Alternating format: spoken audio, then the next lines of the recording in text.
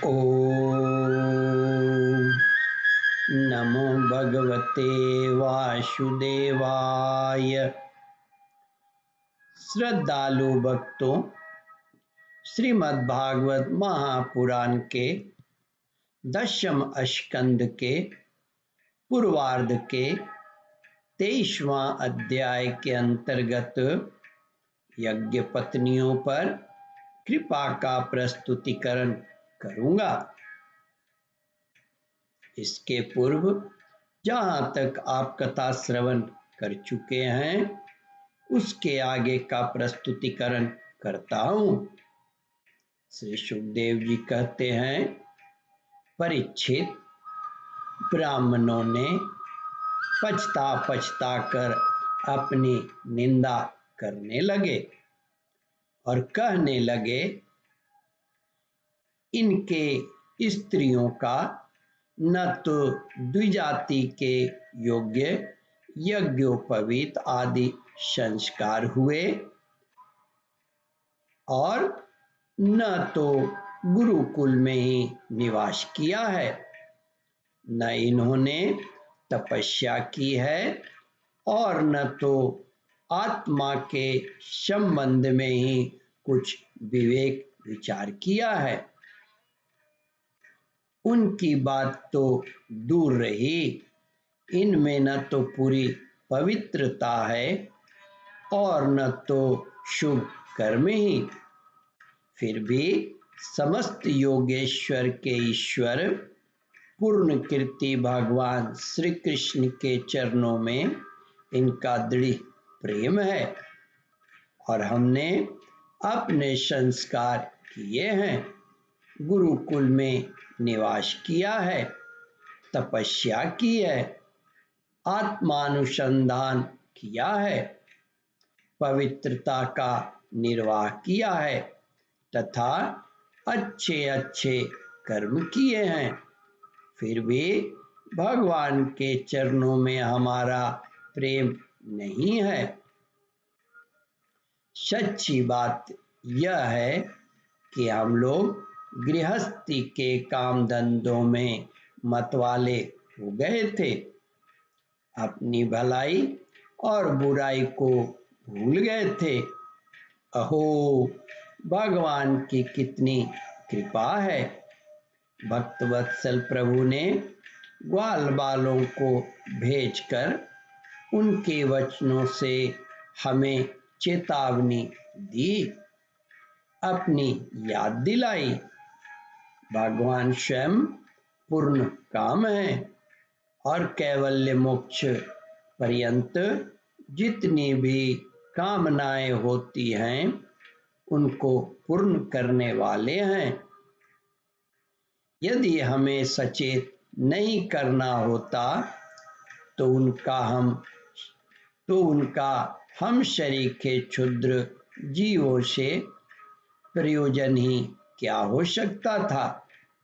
अवश्य ही उन्होंने इसी उद्देश्य से मांगने का बहाना बनाया, अन्यथा उन्हें मांगने की भला क्या आवश्यकता थी। स्वयं लक्ष्मी जी अन्य सब देवताओं को छोड़कर और अपनी चंचलता, गर्व आदि दोषों का परित्याग कर केवल एक बार उनके चरण कमलों का स्पर्श पाने के लिए सेवा करती रहती हैं।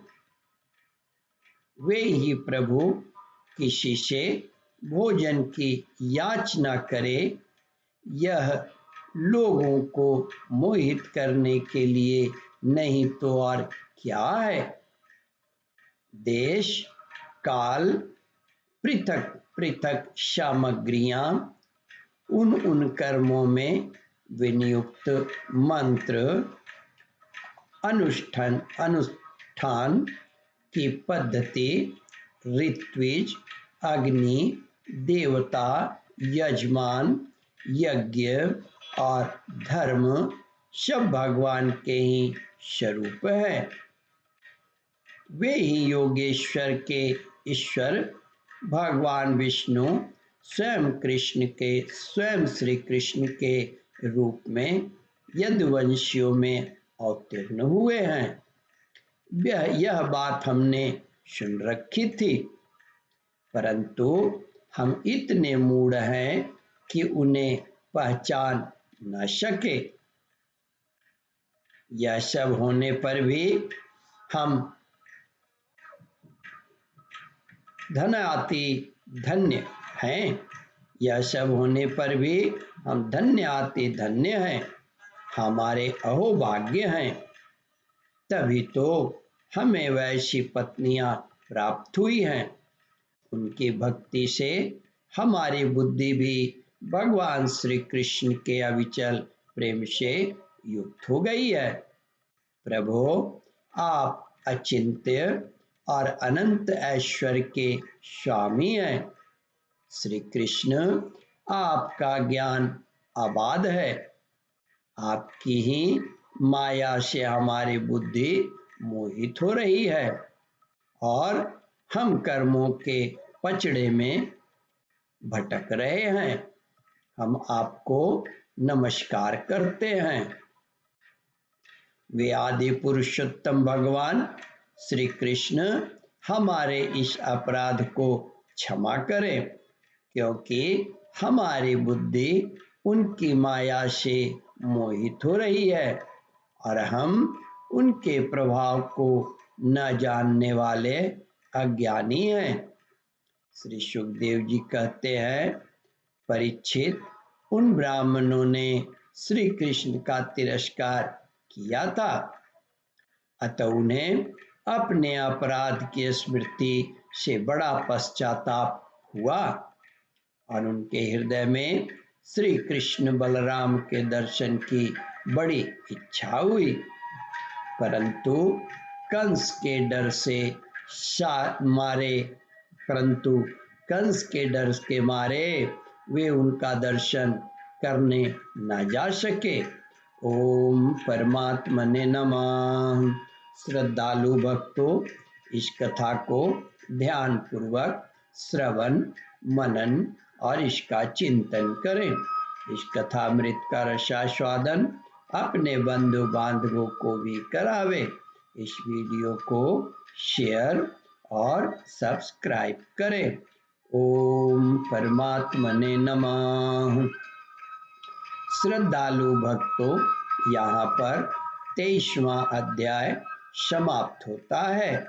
इसके आगे 24वां अध्याय प्रारंभ करूंगा। ओम नमो भगवते वासुदेवाय।